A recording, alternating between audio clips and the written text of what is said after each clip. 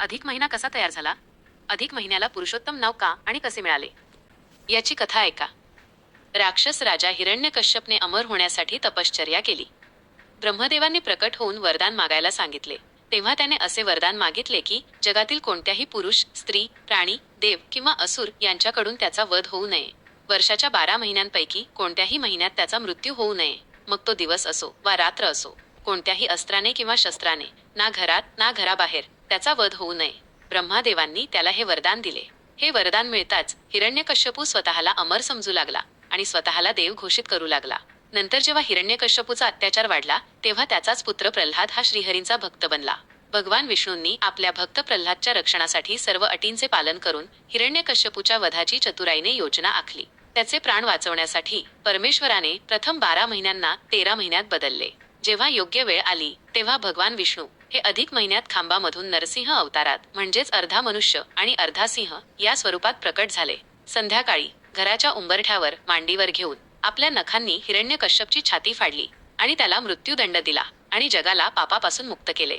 या महिन्यात सूर्यसंक्रांती नसते. यामध्ये शुभकार्य होत नाहीत. त्यामुळे या महिन्याला मलमास म्हणतात. प्रत्येक चंद्र महिन्याच्या प्रत्येक महिन्यासाठी एक देवता निश्चित आहे, परंतु कोणतीही देवता या अतिरिक्त महिन्याचा अधिपती बनण्यास तयार नव्हती. अशा स्थितीत ऋषीमुनींनी भगवान विष्णूंना या महिन्याचा भार स्वतःवर घेऊन पवित्र करण्याची विनंती केली. तेव्हा भगवान विष्णूंनी ही विनंती मान्य केली आणि अशा प्रकारे या महिन्याला पुरुषोत्तम नाव मिळाले. मलमासात सूर्यसंक्रांती नसल्यामुळे देव आणि पितरांची पूजा आणि शुभकार्ये वर्ज्य असल्याने सर्वांनी त्याच्यावर टीका करण्यास सुरुवात केली. अपमानाने दुःखी झालेला मलमास वैकुंठामध्ये पोहोचला आणि भगवान विष्णूंना म्हणाला, मी असा दुर्दैवी आहे की ज्याला नाव नाही, स्वामी नाही आणि आश्रय नाही. त्यामुळेच सर्वांनी मला तुच्छ लेखले आणि अपमानित केले. असे म्हणत तो भगवान विष्णूंच्या चरणी शरण गेला. शरणागत भक्त वत्सल भगवान श्री विष्णू मलमासला घेऊन गोलोकात पोहोचले. तिथे चिन्मय ज्योतीच्या मधोमध नीलकमला समान साकार रूप धारण केलेले सावळे भगवान श्रीकृष्ण सुवर्ण सिंहासनावर विराजमान होते. भगवान श्रीकृष्ण म्हणाले, आमच्या गोलोकामध्ये शोक आसक्तीला स्वप्नातही स्थान नाही. मग माझ्या समोर थरथर कापत अश्रू ढाळत कोण रडत आहे? भगवान श्री विष्णूंनी श्रीकृष्णांना मलमासाची सर्व व्यथा सांगितली. तेव्हा स्वतः भगवान श्रीकृष्ण म्हणाले, सद्गुण, कीर्ती, प्रभाव, षडैश्वर्य, पराक्रम, भक्तांना वरदान देणे इत्यादी सर्व गुण माझ्यात आहेत. ते सर्व मी आजपासून मलमासाला दिले आहेत. माझे नाव जे वेदांमध्ये, लोकांमध्ये आणि शास्त्रांमध्ये प्रसिद्ध आहे, त्याच पुरुषोत्तम या नावाने आजपासून हा मलमास विख्यात होईल. मी स्वतः या महिन्याचा स्वामी झालो आहे. या महिन्यात माझी आराधना करणाऱ्यांना मी अत्यंत दुर्लभ पद म्हणजेच गोलोकधाम स्थान देईन. अधिक मासामध्ये केलेले धार्मिक कार्य इतर कोणत्याही महिन्यात केलेल्या पूजेच्या तुलनेत 10 पट अधिक फळ देते. अधिक महिन्यात भगवान विष्णूंना दिवादान केल्याने व्यक्तीची जन्मोजन्मीच्या दरिद्रतेपासून मुक्ती होते. घरामध्ये स्थिर लक्ष्मी राहते. लक्ष्मीमध्ये वृद्धी होते आणि अलक्ष्मीचा नाश होतो. सर्व तीर्थ आणि शास्त्र हे पुरुषोत्तम मासातील दीपदानाच्या 16व्या कले इतकेही नाही. या महिन्यात काहीही पूजापाठ केले नाहीत तरी केवळ एका दीपदानाने महान पुण्यफल प्राप्त होते. या महिन्यात सूर्योदयापूर्वी उठल्यानंतर स्नान वगैरे करून भगवान पुरुषोत्तमांची पूजा करावी. श्रीराधासह परमपुरुष भगवान श्रीकृष्णाचे ध्यान करावे. या महिन्यात परमेश्वराच्या नामाचा जास्तीत जास्त जप करावा.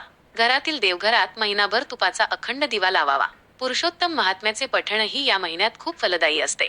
पुरुषोत्तम महिन्यात कथा वाचणे आणि श्रवण करणे देखील लाभदायक असते. या महिन्यात श्रीमद भागवत कथा पठण करणे किंवा करवून घेणे हे अत्यंत पुण्यदायी आहे. भगवद्गीतेतील 12 आणि 15व्या अध्यायाचे पठण करावे. या महिन्यात भगवान शिव आणि विष्णू, भगवान श्रीकृष्ण या दोघांची उपासना खूप महत्त्वाची आहे. या महिन्यात दीपदान आणि ध्वजाचे दान करण्याचेही खूप महत्त्व आहे. या महिन्यात वैष्णवांची सेवा करणे आणि त्यांना भोजन देणे पुण्यकारक असते. या महिन्यात गायींना चारा खायला द्यावा. आपली श्रद्धा आणि क्षमतेनुसार सोने, चांदी, गाय, तूप, अन्न, वस्त्र, धार्मिक ग्रंथ इत्यादीचे दान करावे. या महिन्यात हे व्रत करणाऱ्यांनी एक वेळ जेवण करावे. जमिनीवर शयन करावे. गहू, तांदूळ, मूग, तीळ, वाटाणा, राजगिरा, काकडी, केळी, आवळा, दूध, दही, तूप, आंबा, जिरे, सुंठ, खडेमीठ, चिंच, सुपारी, फणस, मेथी वगैरे खावे. फळांच्या आहारावर राहणे किंवा चांद्रयान उपवास करणे खूप चांगले आहे. पुरुषोत्तम व्रत करणाऱ्यांनी मांस, मध, तांदळाचा कोंडा, उडीद, मोहरी, मसूर, मुळा, कांदा, लसूण, शिळे अन्न, मादक पदार्थ खाऊ नयेत. ज्यांची क्षमता असेल त्यांनी महिना अखेरीस व्रताचे उद्यापन, होम इत्यादी करावे. हे व्रत करणाऱ्यांनी दिवसा झोपू नये. देव, गुरु, संत, संन्यासी यांची निंदा करू नये. या महिन्यात विवाह, नामकरण, कान टोचणे, देवता प्रतिष्ठा इत्यादी शुभकर्मे करणे वर्ज्य आहे. या महिन्यात कोणतीही इच्छा न ठेवता दान केल्याने धन, धान्य आणि पुत्रपौत्र वृद्धी होते.